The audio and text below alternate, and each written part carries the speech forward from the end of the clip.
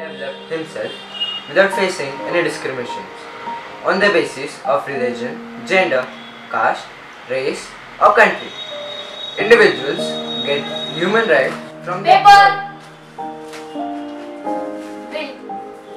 दादा पेपर वाला आलाय.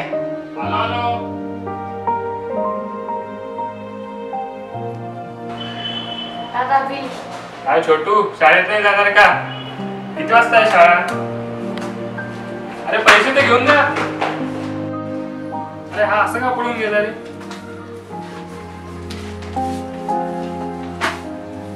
दादा आधी हा मुलगा माझ्या शाळेमध्ये होता, पण त्याचे वडील वारल्यापासून तो आता शाळेमध्ये येत नाही. अरे बापरे. दादा आपल्याला तर शाळेत शिकवतात की कायद्याच्या चौकटीत सगळे समान आहेत. मग माझ्या मित्राला शाळेमध्ये यायला का जमत नाही? असं का दादा? बाळ तू जास्त मनाला लावून घेऊ नको रे.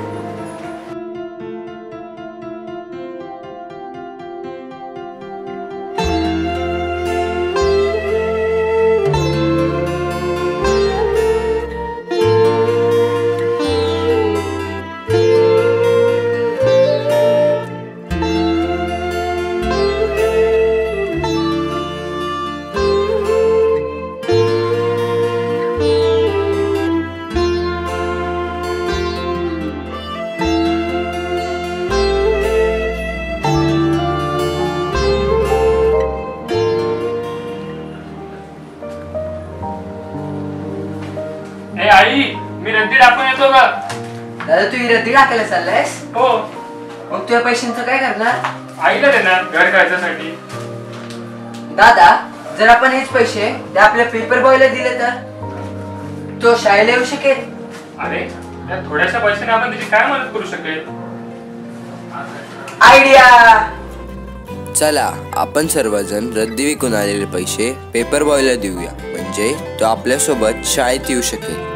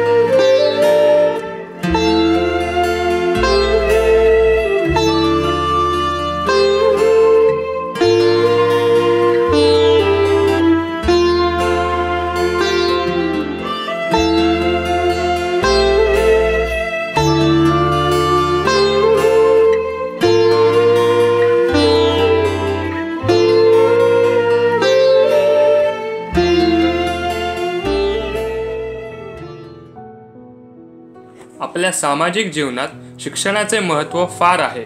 कोणत्याही देशाचे उज्ज्वल भवितव्य हे त्या देशातल्या शैक्षणिक गुणवत्तेवर अवलंबून असते. भारतामध्ये अजूनही ग्रामीण पातळीवर शिक्षण क्षेत्रात मैलाचा दगड गाठण्यात आपण अजून मागे आहोत.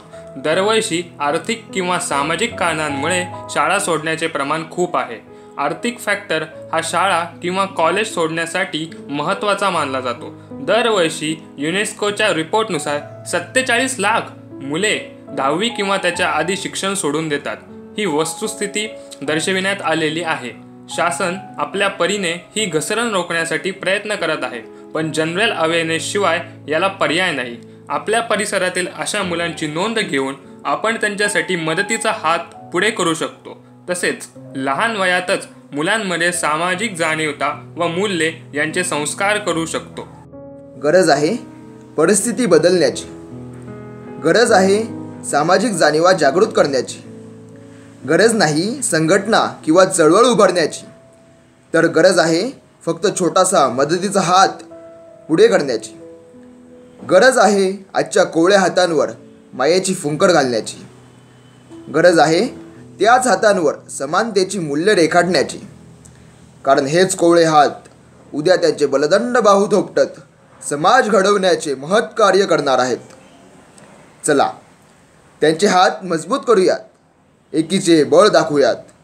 धन्यवाद.